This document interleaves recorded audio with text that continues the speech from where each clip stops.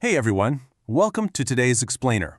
Get ready, because today we're literally decoding the everyday world around you. We're going to peek behind the curtain of the products you buy, the services you use, and the choices you make every single day. We are breaking down the absolute fundamental building blocks of business and economics. By the end of this, I promise, you're going to see the global economy not as some chaotic mystery, but as a beautifully structured machine. All right, let's just quickly look at the agenda. We're going to cover business basics, the factors of production, adding value versus profit, opportunity cost, and finally, wrap it up with the three economic sectors and private versus public sectors. Sound good? Let's get right into it. Section 1. Business Basics and Human Needs. Let's kick things off with a really simple but honestly profound question. What fundamentally is a business?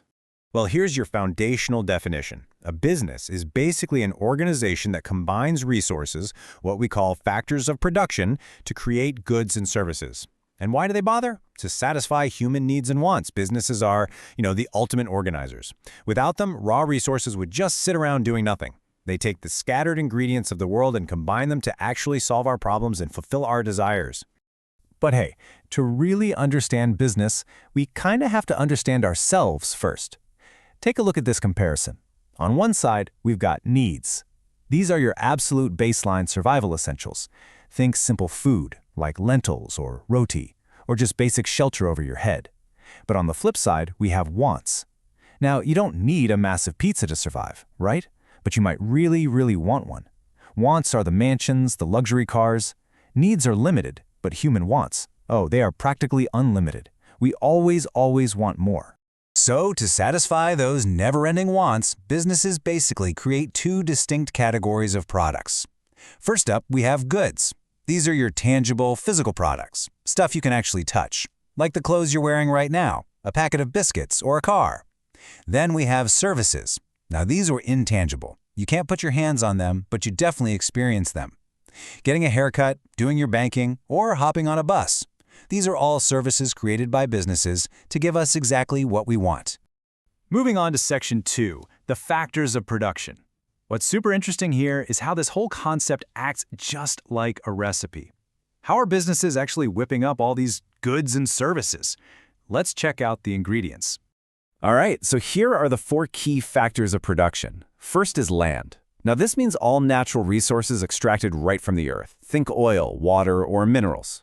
Second is labor. And actually, this clears up a massive misconception. In economics, labor isn't just physical heavy lifting. It's physical and mental human effort.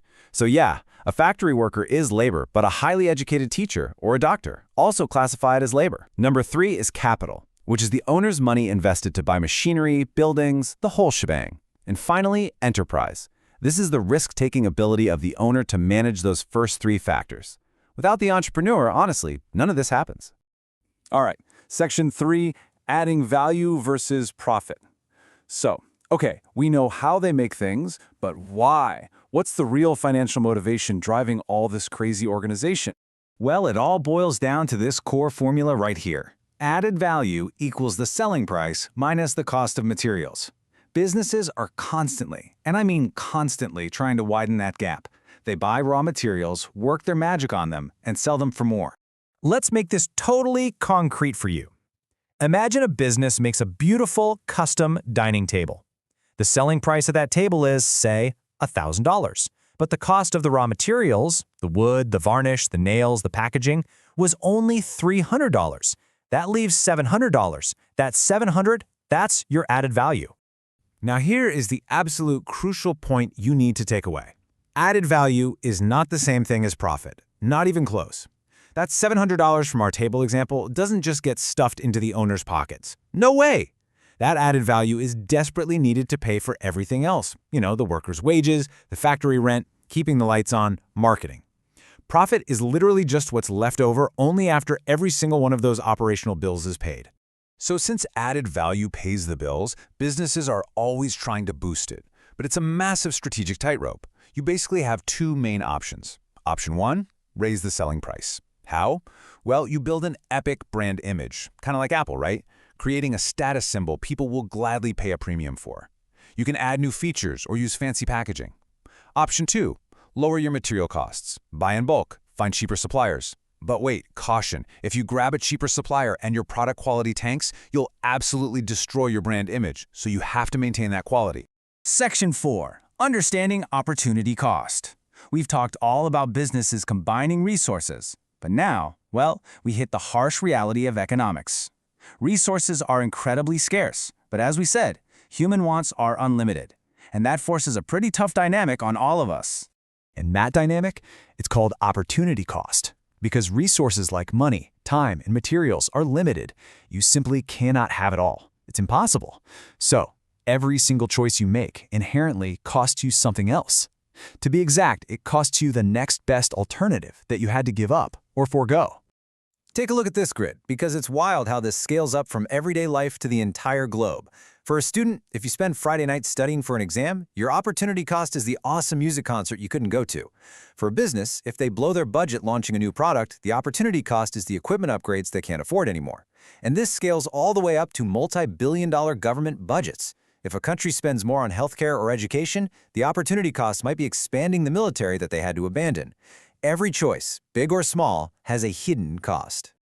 Okay, so now that we've got a handle on individual choices, let's zoom way out to the macroeconomy. Section 5. The 3 economic sectors. How on earth are all these different businesses categorized globally? We basically organize them into a chronological supply chain with 3 steps. Step 1 is the primary sector. This is all about extraction, literally pulling resources right out of the earth. We're talking mining, farming, fishing. Step 2 is the secondary sector. This is your manufacturing hub. They take those raw materials from step 1 and turn them into finished goods, like your furniture or clothes. And finally, step 3 is the tertiary sector. These guys do zero manufacturing. Instead, they provide services, retail, banking, insurance, even your local barber. What's super fascinating here is that developing economies usually rely really heavily on that primary sector, while more developed nations lean way into the tertiary service sector.